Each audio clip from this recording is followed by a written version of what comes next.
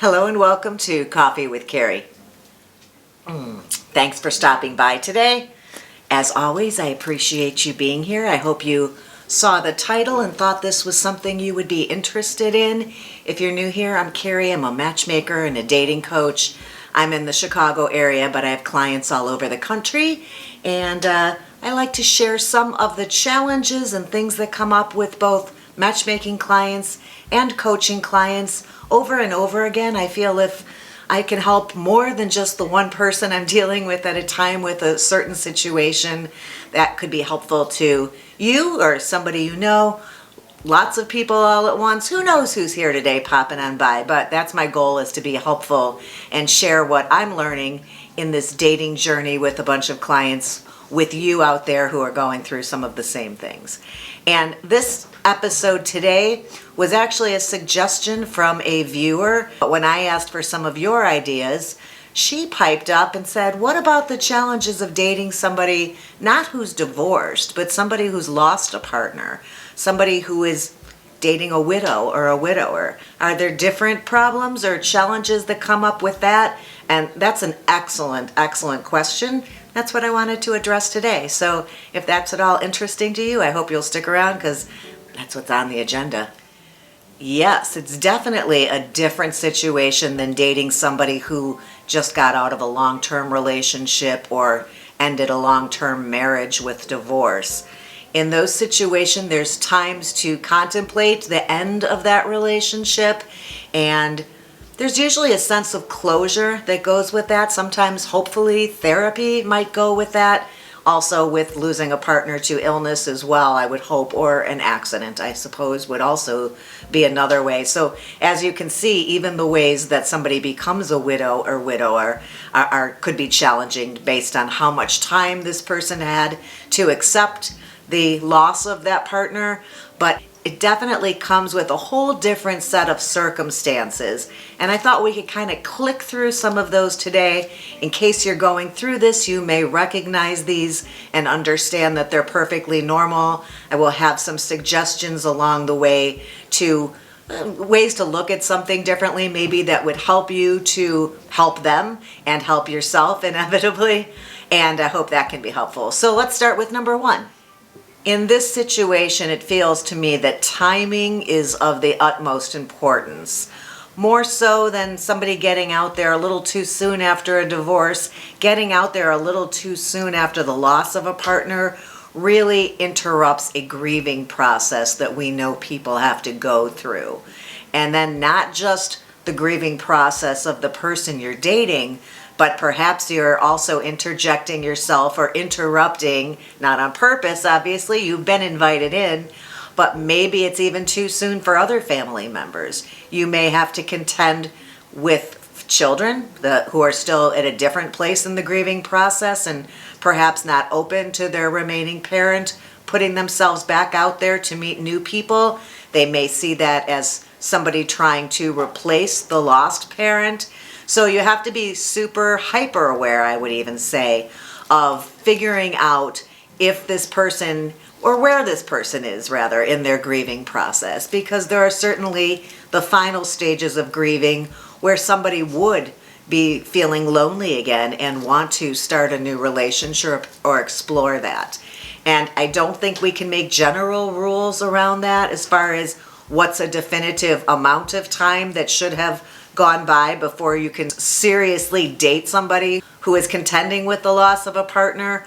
I really feel, as I do about most things we talk about, that this has to be looked at on a case-by-case basis, because people are just different than one another, and we are all unique, and our circumstances are always unique and different from somebody else's. How are you going to find out if the timing is right for this person to move on and move into a romantic relationship with you? You're really going to have a conversation about it, because we can't just find out it's been a year and a half, he must be ready, or 2 years have gone by, certainly she's moved on and finished the grieving process. A conversation about this is bound to happen, because number two will assure you that you will be hearing a lot about this partner and how wonderful this partner was. Perfectly natural. You got to be strong. Well, let's get to number two. I think first we have to talk about and realize, understand that this person that you are moving into a romantic relationship with or dating is going to always have another person in their life that they love. We are certainly used to that if your new partner has children. And, I've heard somebody say recently, oh, I'm always going to be number two, or I'm never going to be able to take the place of his wife that passed away. And I thought, well, none of us ever really replace somebody who was in someone's life before. That's just not how relationships work. But if you think about the fact that you're never going to come first over somebody's children, and that's perfectly natural. We brought people into the world, and they are our heart and our blood and our soul. And it doesn't mean that you are not the utmost importance to this person or that you take a back seat to the children. A mature person will always recognize that kids are always going to be a priority, but it doesn't affect most relationships in a negative way. It's not that this person loves you any less. They just have other familial relationships that are also a top priority. And I think that's kind of how we have to look at this situation. You are not being challenged or put into second place by the memory of someone that they've lost, but you're going to have to realize that they're always going to be in this person's heart in the original place that they were, with memories attached to that in years of a great marriage perhaps, that they will be comparing a little bit to that as they get to know you, and this will also determine what type of relationship. But I'll tell you one of the positives a little bit later, and that's a really interesting thing to keep in mind as well. And I think it's just important to know that you are not in second place. You are going to exist side by side with very fond memories this person seems to have about someone that they've loved and lost. No relationship is the same. If you have children, you know that before you had a second child, you thought, how could I possibly love another child as much as I love this one I have now? No way. Maybe I shouldn't even have a second child. But your heart makes room to include more people to love. And that's just the way that relationships and the heart works. So don't feel that because this person has such strong connection still to somebody who's no longer here and brings them up on occasion, or maybe more, we'll talk about that you are a third wheel or coming in second place. That's not how it works. Number 3, speaking of him or her bringing up their spouse who's passed, often it is a stage of grieving, and I think this may help you to determine where they are in the process. If it is constant, an issue, it's going to require a conversation. If it's on occasion, I encourage you to ask questions to get to know what was so fabulous about this relationship they had. How did she make him feel? What were the things they shared?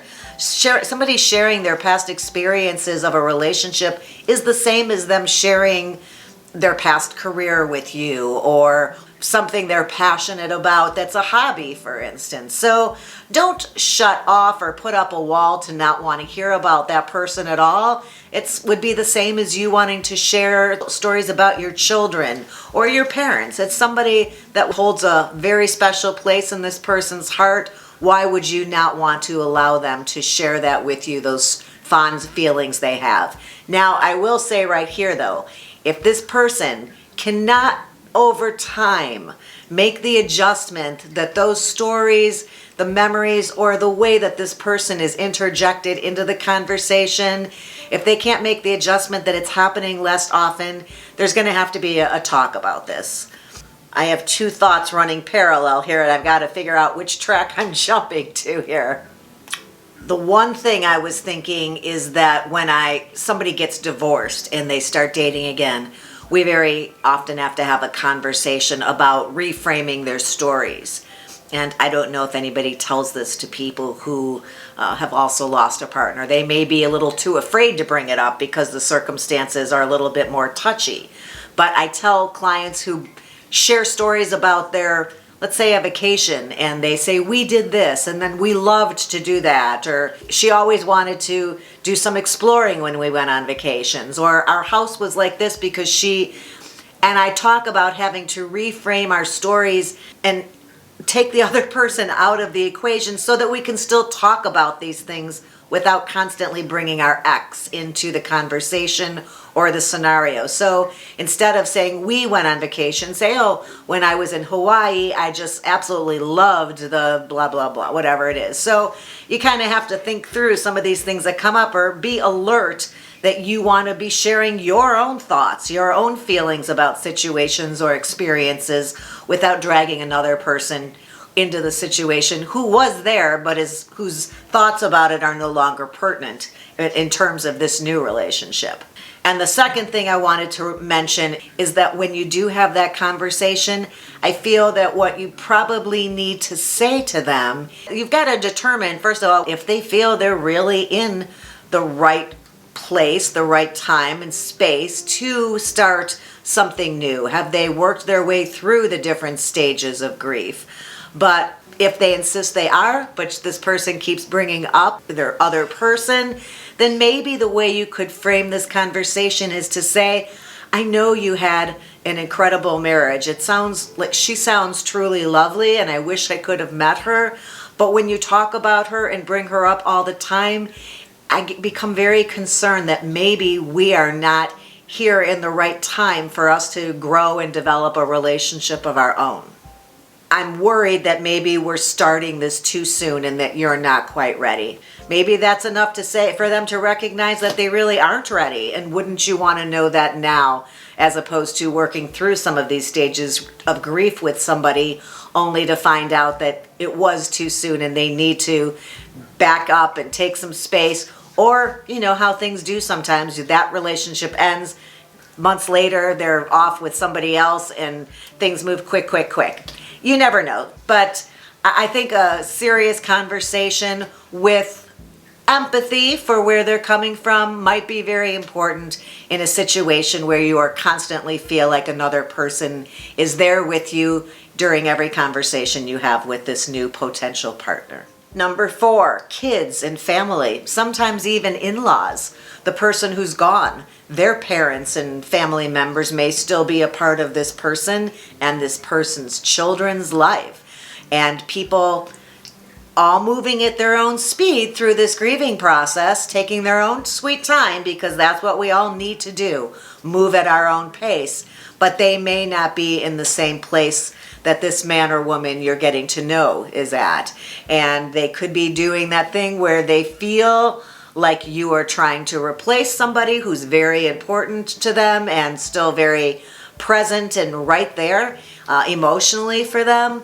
And I think making somebody feel that you understand where they're coming from and just giving them that space and staying a little chill during these situations to make it very clear that you are not pushing this along and trying to replace somebody. And if it gets to the point where you've been together for a while with this person, then perhaps it is time for a family powwow. Or explain to your partner that you're getting these feelings or these vibes, question whether they're seeing it too, and maybe help that person to have a conversation on their own with family members, be it parents or children, and explain that they are ready to explore and that they know best that their partner would have wanted them to move on and continue to live a life with love in it. Number 5, I encourage you, while I said kind of hanging back, I think what I meant is kind of following that other person's lead, the widow or widower. But instead of making a pace that feels comfortable to you, I think in this type of a relationship, you really need to pay close attention to the speed that they seem to want to move things along at. And like I said, it can be a conversation, but also from paying attention and letting them move at a pace that feels comfortable to them, you will know whether things are moving at a pace that feels good to you, whether it's understandable to you. And I think each step along the way in a relationship is an accomplishment and a new milestone for this person to be like celebrated and to at least celebrate to yourself even. Now you don't have to say, woohoo, you moved on and we are able to do this now with, but I think internally you know that this is a milestone for this person, that they've been able to get this relationship to the next step. So if you're looking for progress, I'm saying internally celebrate that things are moving along at a pace that you can live with or feels acceptable to you. Number 6, I know that sometimes people feel they are ready, and the early stages of getting to know somebody feel very comfortable and familiar and are definitely something they want to embrace and feel ready for. But when it comes to things becoming more intimate, more romantic, more love feelings involved, and a physical relationship starting to happen, it can be a whole new milestone that we're approaching here with this person in their journey. And communication is going to certainly be key, but there can be some physical steps back and could be some problems actually making that connection of intimacy with somebody new after so many years with someone else, but also that feeling perhaps guilt that you're moving on and leaving that memory behind. So I think in that situation, patience is very important, communication is important, and letting that person know that there's no rush, you understand, you are not taking this personally, you thought perhaps that this may be an issue even prior to it happening because it's so natural, and that you're here for the long haul and it can take as long as it needs to for you to move into that romantic area and that physical intimacy that would be the next step in a long-term committed relationship between two people who are moving forward towards that end goal of being a long-term committed couple.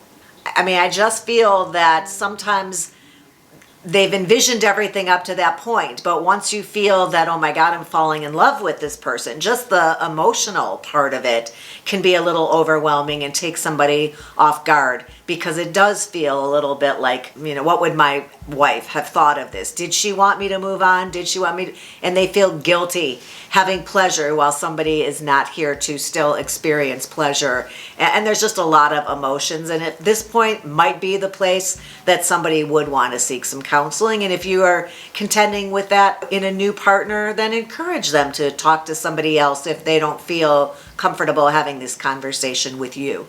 And then for number 7, our final one, and there is a bonus. I mentioned it earlier because I got, a little idea why I was talking.